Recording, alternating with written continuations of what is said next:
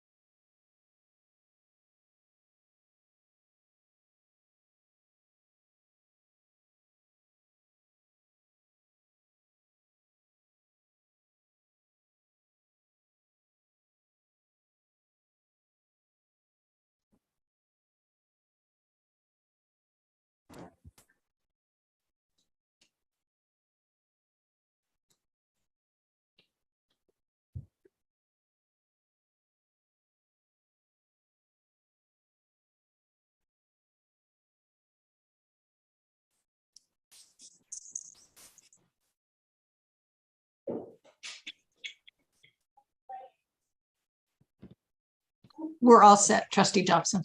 Right, this is everyone we expect to have here.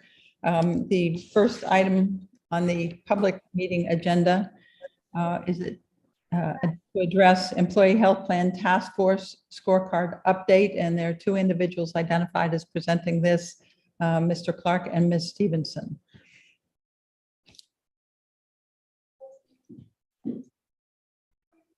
Good afternoon. This is Denise Stevenson joining in from Willis Towers Watson for the 1:30 session on the IFTIF scorecard. Hi, hello, this is James Clark and from Director of Compensation. I think I'm muted. Nope, you're good. Ellen, can you unmute me? James, you're all set. We can hear you. Oh, you can. Okay, great. All right, thank you. First off, thank you for inviting us to present today. Denise is going to be mostly doing all the presenting. I'm just here to introduce her. And thank you, Denise, for coming and presenting the information today. As Denise was saying, Denise is a Senior Director of Health and Benefits at Willis Towers Watson. She helps us with all of the planning that goes into our employee benefits plans and all the intricate details and planning that we put into those plans throughout the year and bargaining cycles and all of that. She's there with us just about every step of the way. And so we thank you for that, Denise. And today she's going to be presenting the Employee Health Plan Task Force, otherwise known as EPTIF, the scorecard. So I'm going to hand that over to you, Denise.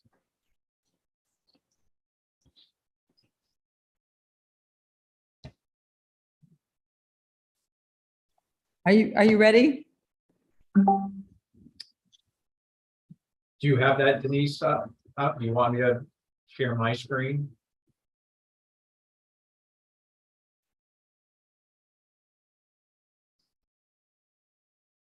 She says she can't hear the audio.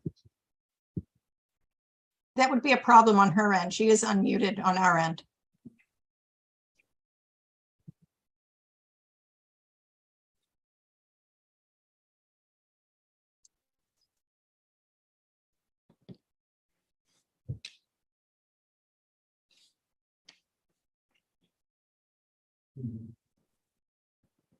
Good afternoon. This is Denise. I can't hear the audio. Can you hear me? We can't hear you. We can hear you. It's interesting because when I was in the waiting session, I was talking to James Clark and we could communicate freely. So I don't know what happened when we got transferred back into the main session. If you can hear me, I can certainly just share my screen and talk through the materials, and I can triage questions through the chat if that works. Or if there's questions that the group has, you can certainly email them to Loretta, who can get them to me. I'm so sorry, but I don't want to hold everyone up with technology, so I will just look to share my screen. I know that the meeting materials were launched. Trying to see if, there we go. Okay, so you can all see my screen now. I do appreciate everyone's patience. I'm actually on vacation. I'm in Lake George, just got off the boat. It is beautiful, but I'm certainly happy to spend my afternoon talking about health insurance with you all. So my name's Denise Stevenson. I am a health and welfare consultant with Willis Towers Watson. I've actually been doing employee benefits consulting for 25 years. I've been working with the University of Maine system since 1996, and I've had the honor of partnering with the IFTIF steering committee. It's a task force. It was founded back in 2020. Back when the ACA was founded and many institutions were concerned about what we called back then as the Cadillac tax. And the IFTIF task force, it stands for the Employee Health Plan Task Force. It's a multi-stakeholder task force. For those that you don't know, it has leadership throughout the organization. There's folks from human resources, from finance, campus presidents attend. We have the leadership from each of the collective bargaining units, and everybody comes together once a month to discuss how we might address healthcare spend. And we sort of fondly call it is in an attempt to bend the trend. And this is not a group that does negotiations. The purpose is really to develop common language and common understanding and have a shared data set so that we can have informed conversations when times require. The committee years ago, when we were first founded, we established sort of 4 pillars in which we would bend the trend.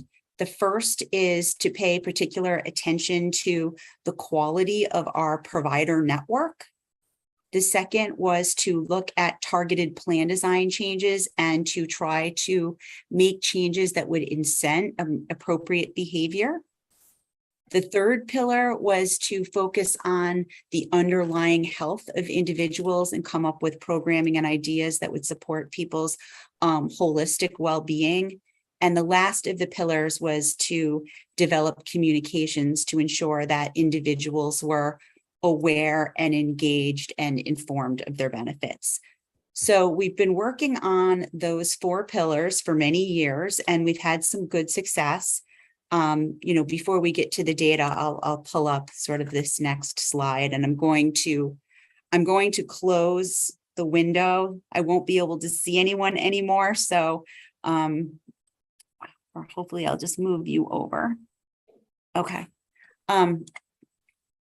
We have had some success. This chart's a little misleading, and I will tell you that working in HR within the last 36 months, it's been a little bit like being on like a Disney teacup ride. There's been a lot of implications of the pandemic that have impacted HR and in particularly healthcare spend. But I will tell you that the work of the task force went uninterrupted throughout the last several seasons. We continued to meet via Zoom like we are today. And I'm happy to report if published trend nationally is between 7 and 9% a year. This group, if you look at their 7-year trend, their 5-year trend, or even most recently, your 3-year trend, your sort of longitudinal long-term cost increases have been under published trend. They've been about 5% a year. So the plan is performing well when you compare it to industry and benchmark norms. I'm going to go through some of the data. So this is sort of the scorecard meeting. We do try to set some KPIs and hold ourselves accountable to some key metrics. I will tell you that, again, looking at data, any healthcare data, when you look at 2020, that year was an anomaly because all of the care was suppressed. I call that the deep COVID year, when the healthcare system shut down and individuals could no longer have certain things like elective surgeries, and people were dramatically encouraged not to be in hospital emergency rooms. And then we have sort of what I'm going to call the subsequent year, the 2021 year, which we call sort of the deferral year, because in some regards, many of the care that did not happen in 2020 got pushed to 2021. So in many instances, 2021 data looks a little high. And so if you take an abnormally low year and put it next to an unusually high year, you get some year over year trends. It's not really a trend, it's just a year over year change that looks atypical. So that being said, I'm just going to go through the data. So if you first look at sort of who is covered on the health plan, you can see there's been some slight declines in enrollment over the last 3 periods. You can see on the average contract size, so that's how many like belly buttons are on the plan.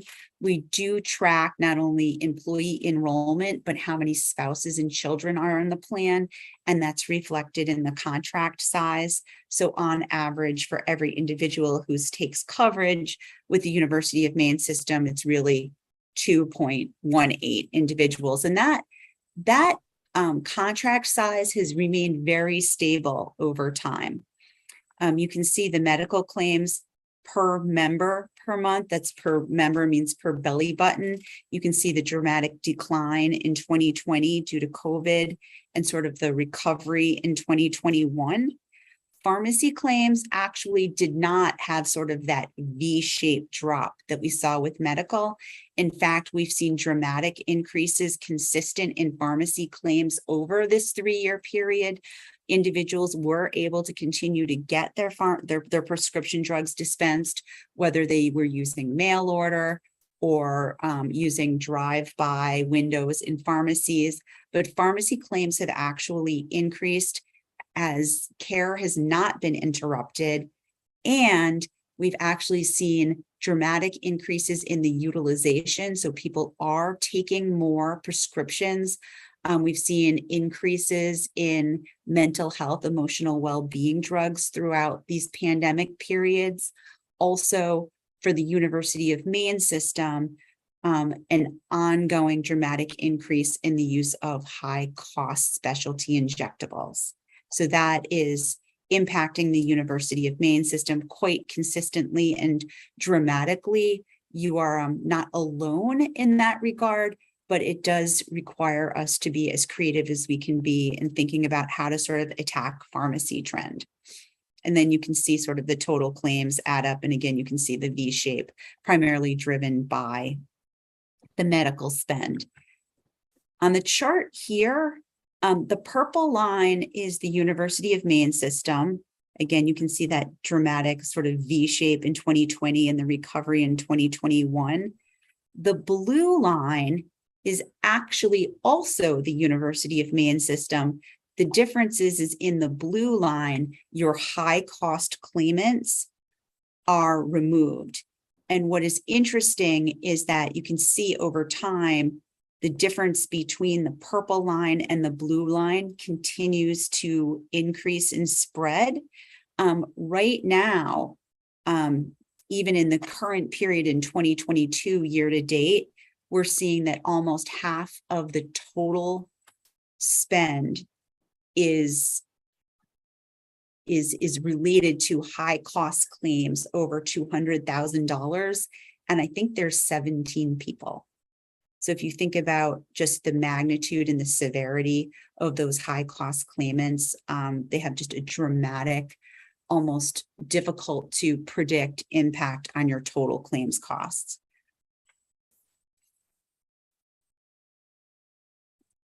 So going back to sort of the pillars, so the network usage, again, we're looking at the strength of Cigna's network. Again, we're looking at sort of the breadth of the network and the level of the discounts. And Cigna, the University of Maine system has had, in 2019, you almost had perfect in network utilization. We have seen through the pandemic that some people are working remote in other areas. The network utilization has slipped a bit, but still higher than Cigna's norm. We do encourage primary care over specialty care. The committee feels very committed to preventive care, primary care, making sure people are engaging with their doctors. So again, we're seeing better than average use of primary care. The Cigna Care designation, these two last lines, the Cigna Care designation, we call that the CCD, has to do with the way individual providers are ranked and tiered within Cigna for their quality measures. The CAC right below it, that's a hospital contract that Cigna uses with their hospital providers, and the hospital providers as part of their system, if you will, like, as we all know, that the hospitals don't just contract on their own anymore. There also has their related physician and ancillary groups.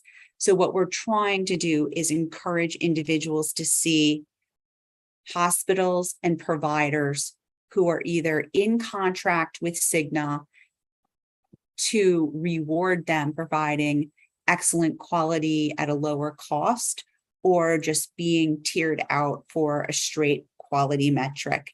And again, some of this, it's Maine is rural. Not everyone has perfect access.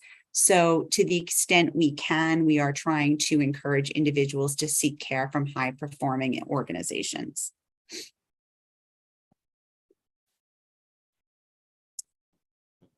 Plan management, this gets a little bit into just some straight KPIs on plan designs. For many years, we had a challenge with emergency room visits. I'll tell you the gold standard is like considered to be 150 visits per 1,000 members. Cigna's norm is 181. For many years in the early years of IFTIF, we were well above Cigna's norm, and over the last several periods, we've been making some progress. The group did agree to some increases in emergency room visits.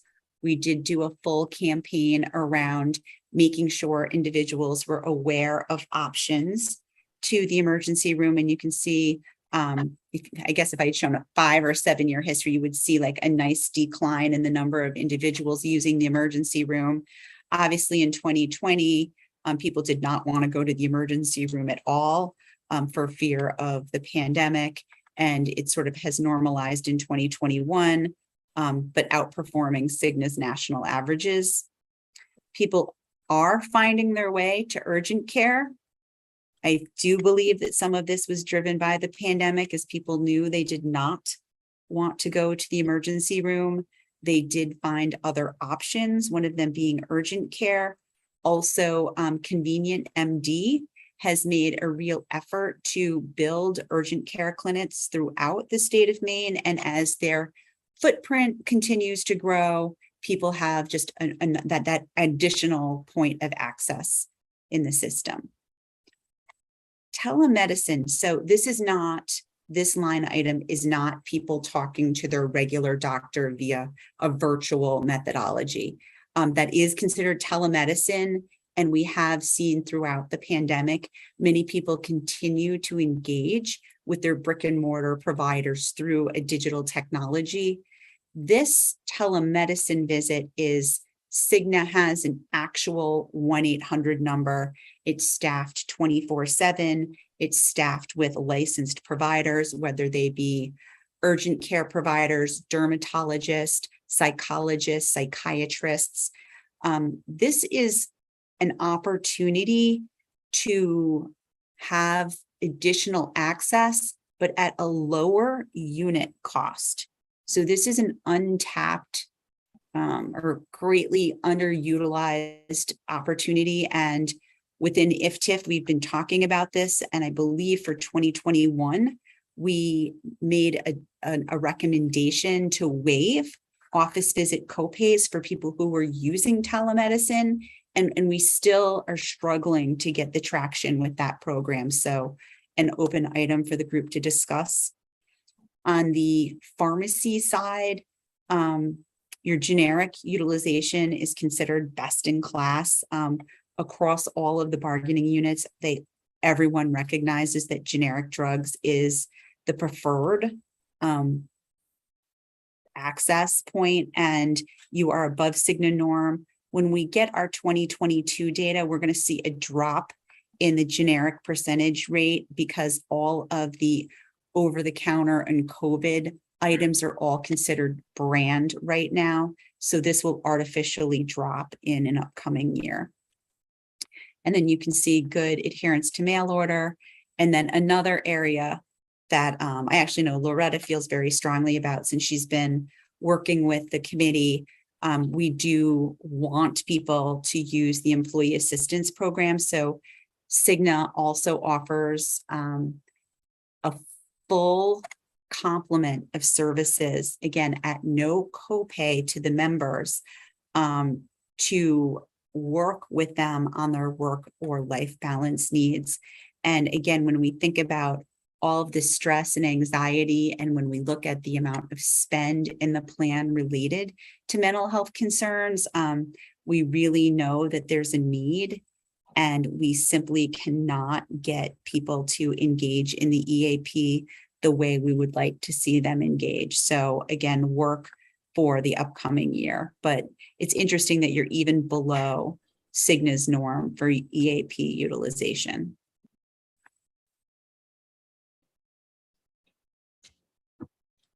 The wellness program, so the way the University of Maine system encourages their workforce to adhere to well-being. Again, I had mentioned earlier, there's a real commitment to preventive care. So if individuals complete what we call a level 1 task, you can either get your annual wellness exam or one of your screenings, or talk to a health coach for an incentive. If you complete that level 1, you earn a premium incentive. And you can see in the last period for 2021, the number of individuals who actually earned their premium incentive is 90% of the population does that. And in order, if you've got a 2-party or a family contract, both you and your significant other need to complete that activity in order to earn the incentive. So your preventive care utilization is extremely high. For those who complete a level 1, complete their level 1 activity, they can move on to a level 2 activity and earn a cash reward. Less individuals do that, but on all the campus locations, there are a full array of opportunities to earn your level 2 incentives, and those are paid out each October. And then on an ongoing basis, engage with a health coach. A good percentage of folks continue to stay engaged with a health coach, and we do have Trestle Tree. They are your health coaching partner. They come into IFTIF twice a year to share their results, and they have actually demonstrated what I want to call amazing for what we call a resistant population. They have had some amazing results with weight, with smoking, and with other related cholesterol numbers. They're able to document true biometric changes within your workforce, and they've just been a real good partner. Communications, I'm going to pass on.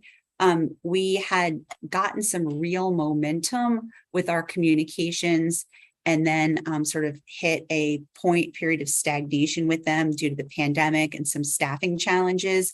And I know that there's a plan in place to re-engage on this front in this back half of 22. So there's not really much to say on the communication slide.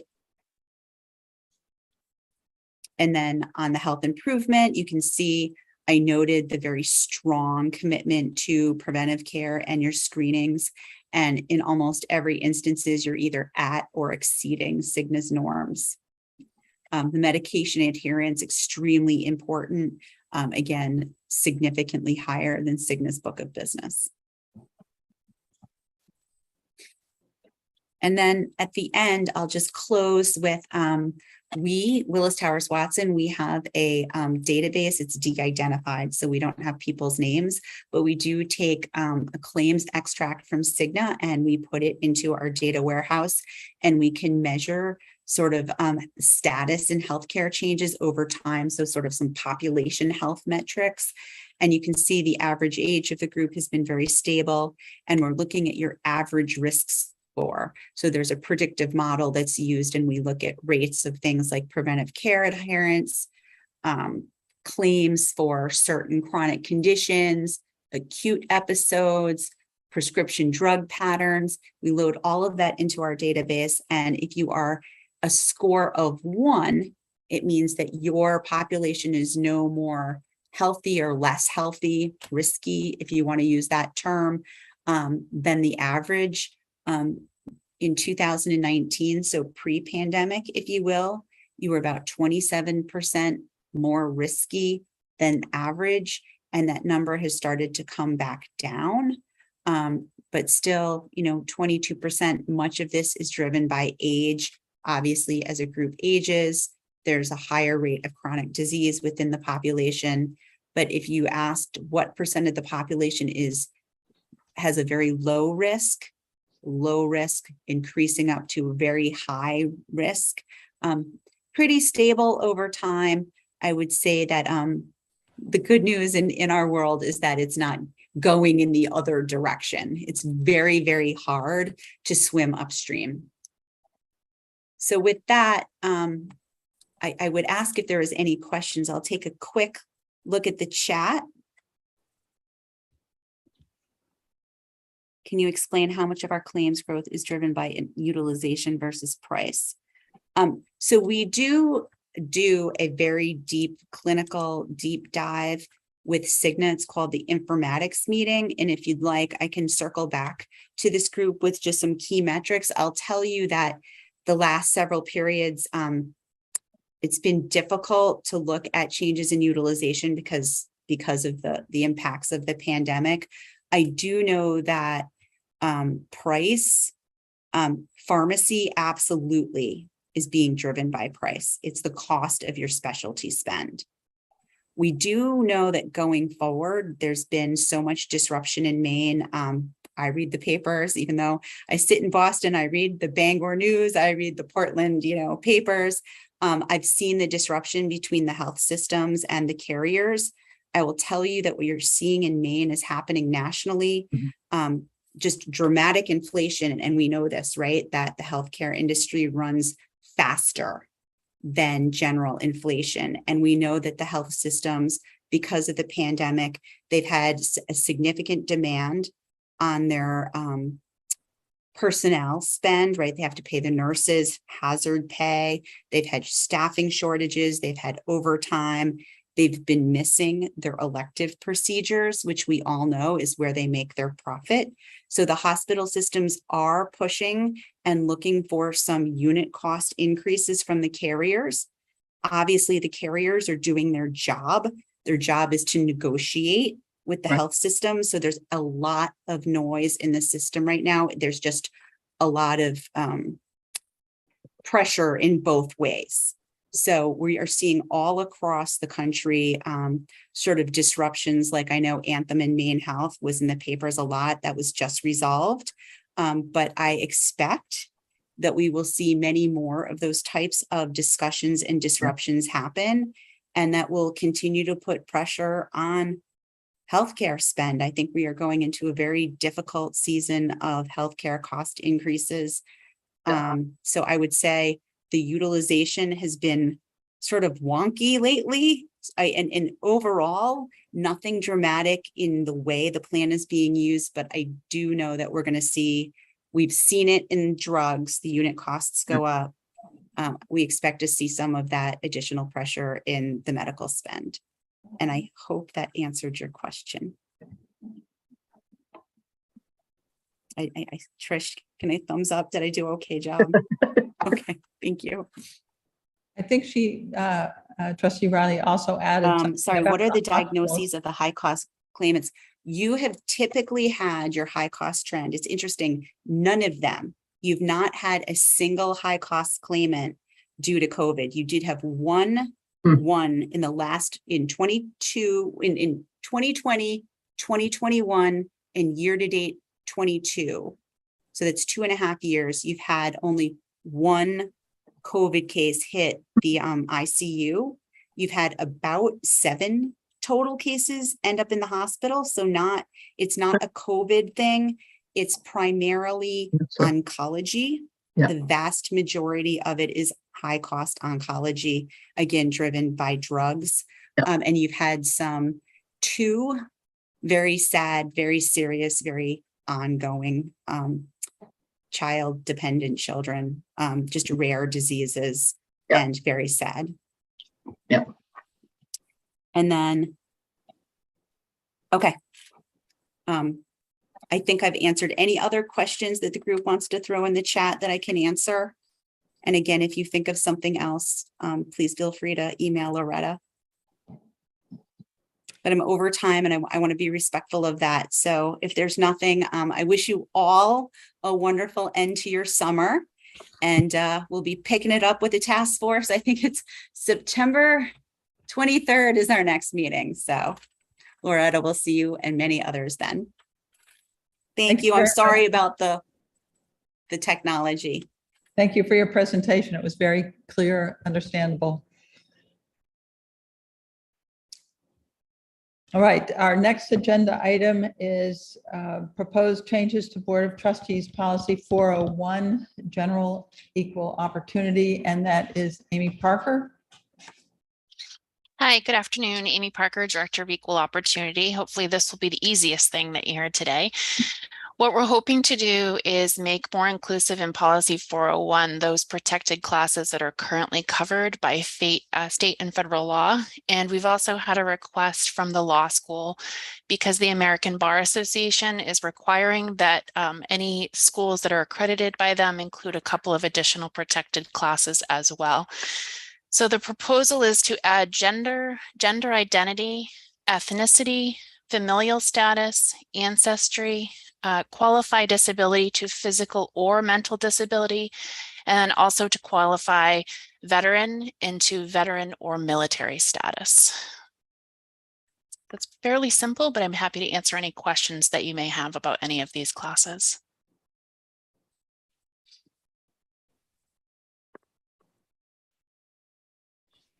Any questions from anyone about these statuses? I have a question, if you don't mind. Yes, go ahead. I haven't actually seen the revisions, so I guess the one thing that stands out to me is the list is getting so big, and I know there's not a lawyer, but there is sometimes concern when how you distinguish things gets so long that they could actually work to against you. Because you're being so specific about so many things that there's invariably something now that you're leaving out. And because you're more specific, does that make sense to you? So is this list, I guess my question is this list in line with what the feds now have? Yes, and the point that I would like to make about that, you're absolutely correct. And there is actually a federal executive order. It's 11246, and it states that a contractor that lists only one or a few of the protected classes is required to list all of them. So we cannot sort of summarize them or make it simpler. I wish we could, but that is the reason that it is getting so long. Great question.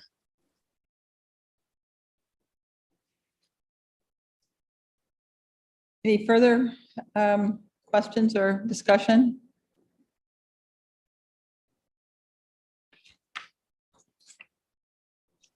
And it's my understanding that this will be addressed at this time as an information item, then presented to the full board as an information item at the September 11th, 12th meeting. And any revisions will then be presented to the October Human Resources Committee and the November board meeting. So anything further that we need to do today, other than move this forward for presentation to the board? No, thank you. Do we need a formal motion on that, or is that just to No. give? This is just an information item. All right, thank you. And the work plan for the Human Resources and Labor Relations Committee, Loretta Shields. Okay, we've included a draft of the work plan for fiscal year 2023. And I just wanted to see if there was anything that anyone would like to add or any feedback regarding the work draft.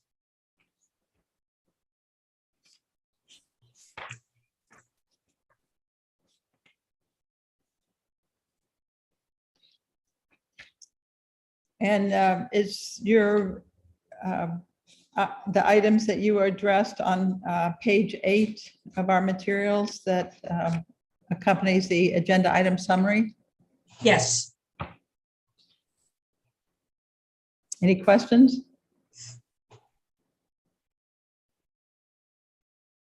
No questions? Everybody shaking their head no? I guess that you've provided a pretty complete agenda and information on this, so no action is needed on this.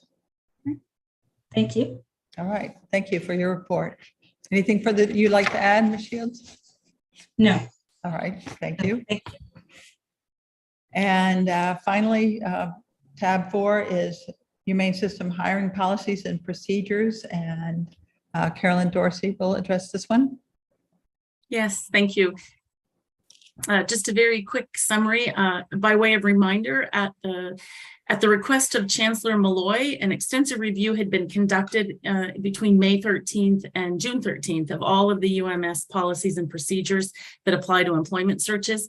The review was led by the Human Resource Office, and they also did that in consultation with General Counsel and some of the other UMS departments, such as procurement. And they worked looking at the employee handbook, the UMS Board of Trustees policies, some administrative practice letters, contracts, different things like that that we have available to us, and also to make sure that we were in compliance with the Maine Human Rights Act and all other applicable Maine laws. So the initial review offered about 6 recommendations that all related really to the process side of things, nothing specifically to the board policy area. This information was offered to the BOT at the July board meeting, and at that time, Chair Riley charged this committee with completing a more extensive review. We would take a look at all of the hiring practices and report back to this group and inform on any areas of board policy or our internal practices and procedures that may need to be considered for revision. So in coordination with Loretta Shields, who just presented, and the other offices that Chancellor Malloy had initially charged with this work, we have begun to look at those practices and policies so that it can be presented to you more fully. So regular updates will be offered to this group, this committee, for discussion until the findings are ready to go before the full board. Right. Any questions, Ms. Dorsey?